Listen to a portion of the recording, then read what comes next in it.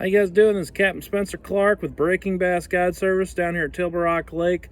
Today I'm going to be talking about a non-traditional way of catching fish, catching bass that works really good down here at Tilbury Rock Lake, and that's using a Rapala ice jig, or also known as the ice jig.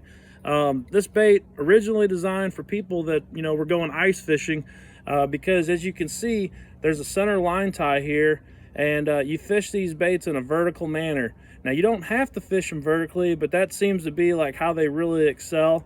And right now is the perfect time to come down to Tilbury Rock Lake and learn how to fish this technique.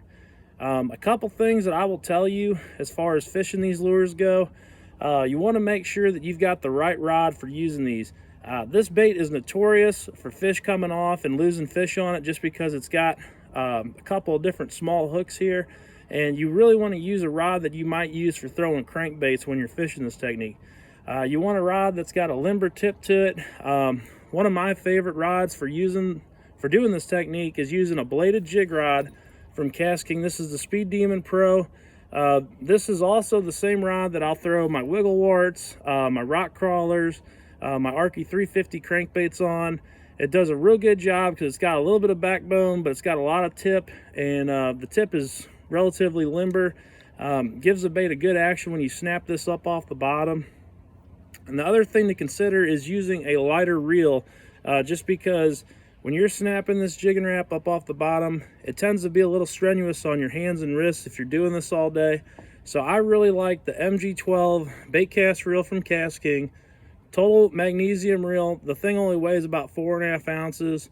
So super light reel, really lets you fish this way all day long without putting a lot of strain on your hands and wrists.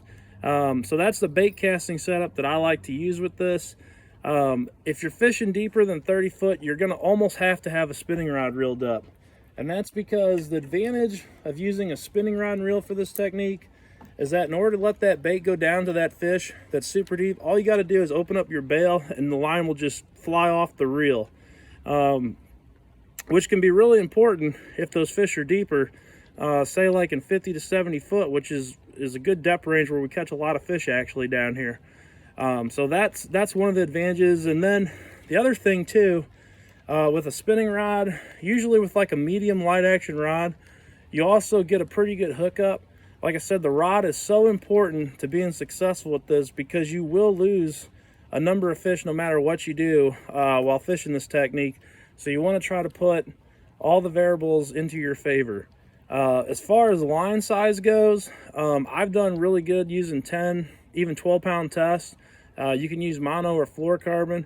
When you get down super deep, I don't know if the line size matters as much, just because you're so deep that there's probably not a whole lot of light penetration down there anyways.